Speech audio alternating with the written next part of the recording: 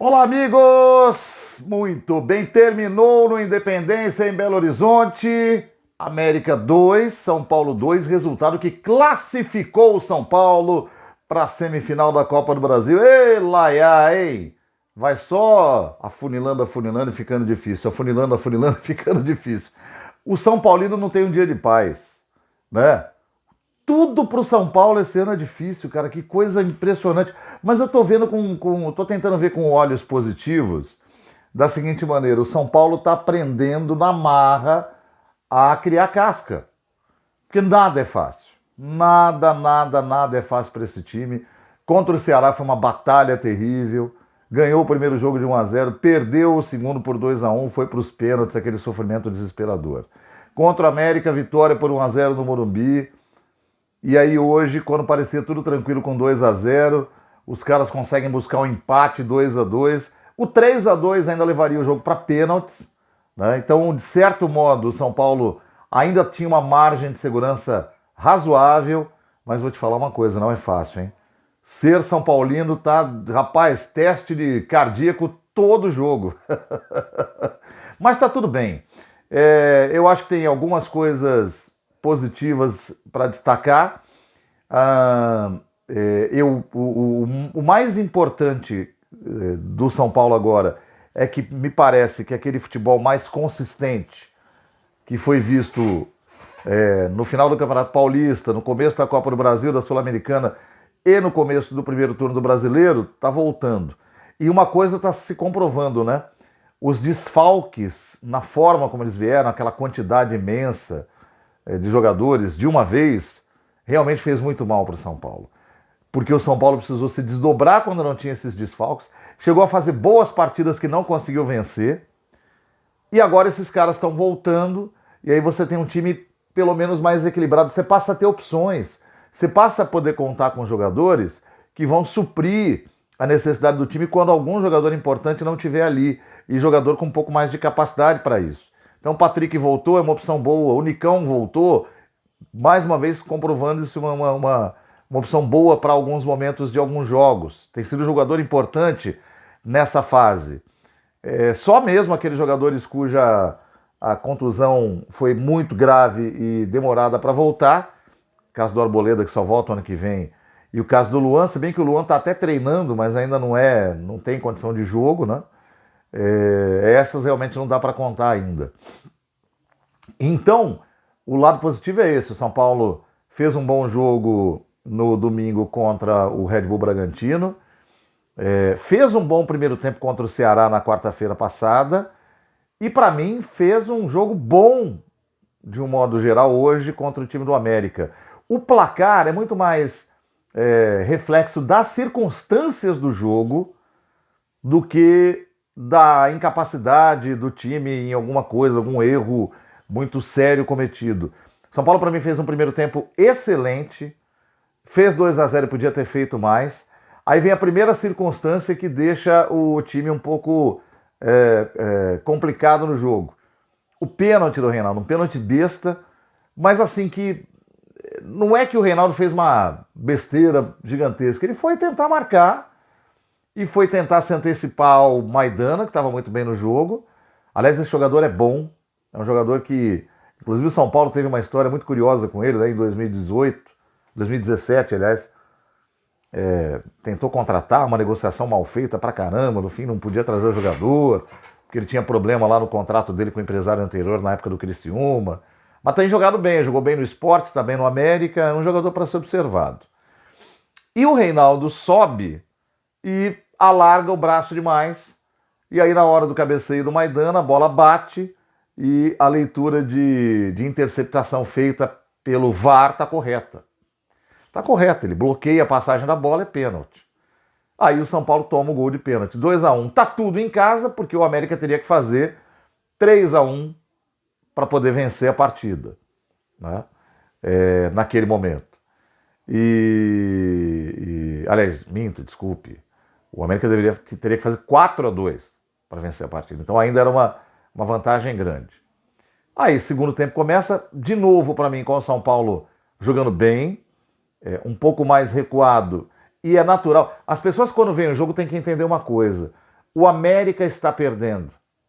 Então, sem desespero, gente. O time que está perdendo vai para cima mesmo. Aquela pressão que o time leva em alguns momentos da partida é normal. É normal, você está ganhando daqueles caras, eles vão vir para cima. Mas, naturalmente, vão deixar o espaço nas costas. E o São Paulo estava sabendo trabalhar nesse espaço. Para mim, estava perto do terceiro gol sair quando acontece a segunda circunstância negativa da partida.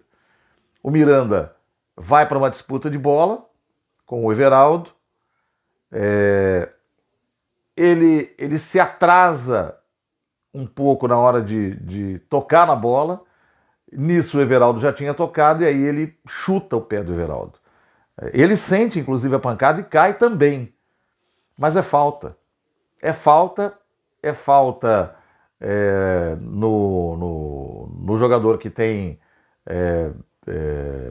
possibilidade real de completar para o gol. O Miranda já tinha cartão amarelo, aí sim, um cartão amarelo por uma falta besta na intermediária no primeiro tempo.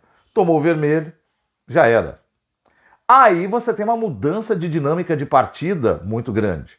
Porque você tem o América, que vai continuar pressionando, o São Paulo, que se reorganiza com uma linha, com 2 zagueiros, faz uma linha de 4 atrás, mas que não tem a mesma capacidade defensiva que tinha com o Miranda jogando com uma linha de 3 zagueiros na sobra. Né? Normalmente o cara que se antecipa a jogadas para tirar de cabeça. Né? Ou o cara que, quando o São Paulo está sem a bola, faz a cobertura do Diego Costa ali pelo meio. E minutos depois, o que acontece? O América consegue uma jogada de velocidade boa do lado esquerdo. Essa bola é levantada na área depois que o jogador do América consegue ganhar do lado direito do Igor Vinícius, que não tem aquele cacuete de marcador. E a bola vai no ponto onde provavelmente o Miranda estaria se estivesse jogando.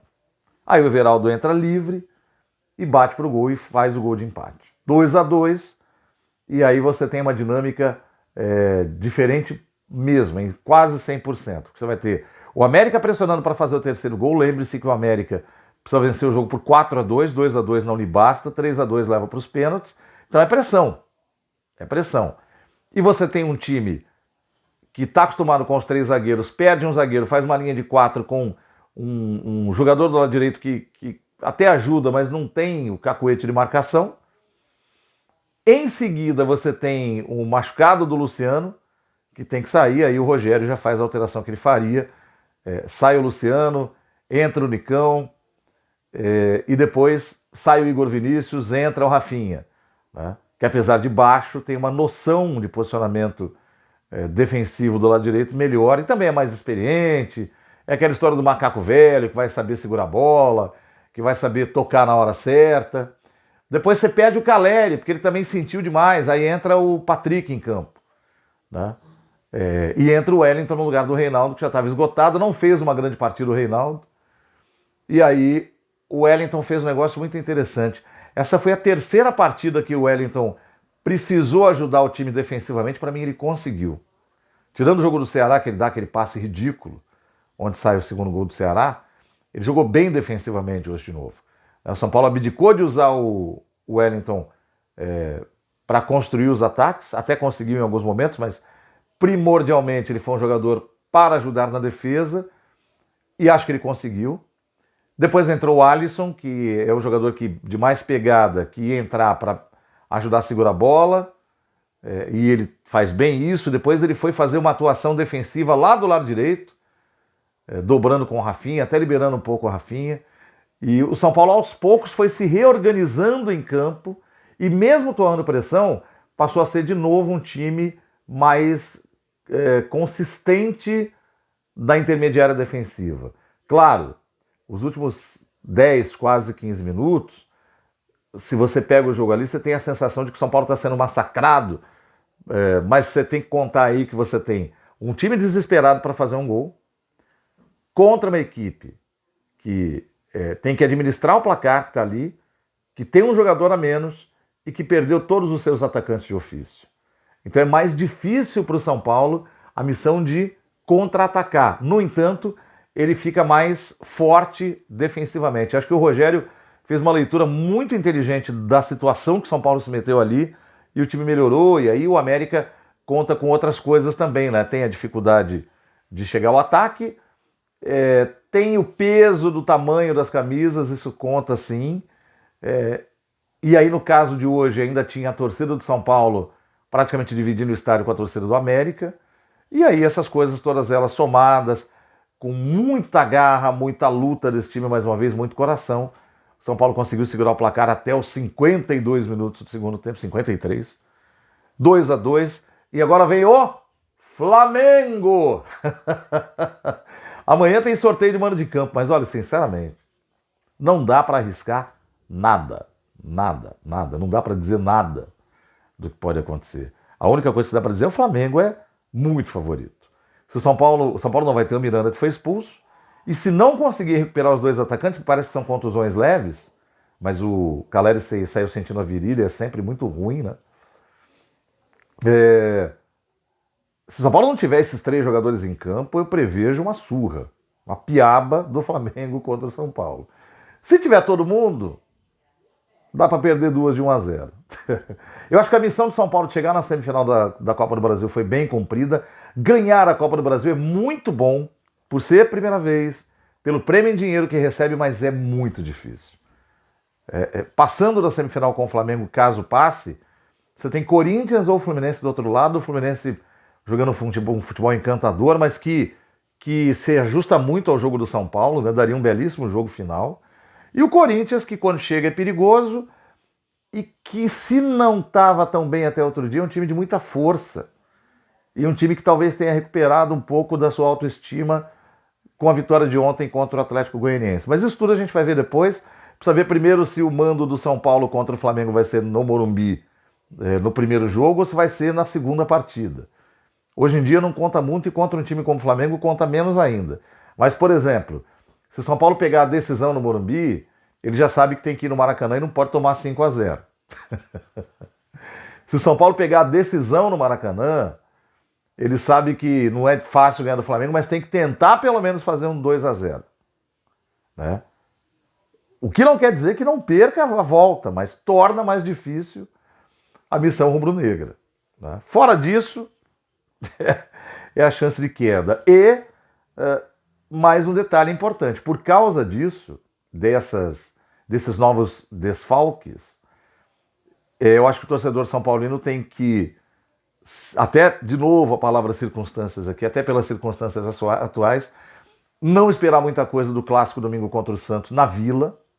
O Santos está num momento de crescimento, apesar de ter perdido domingo passado.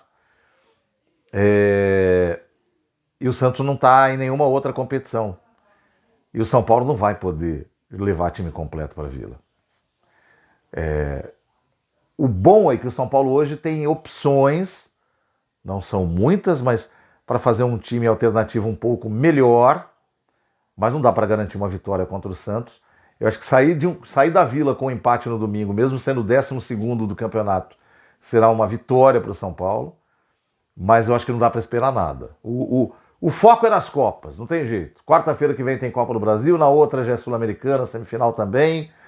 É um mês aí em que a torcida tem que esquecer um pouco o brasileiro, se conformar com a possibilidade do time parar lá na 14ª, 15ª colocação e tentar recuperar depois, mas o foco agora é tentar ganhar uma dessas 2 competições.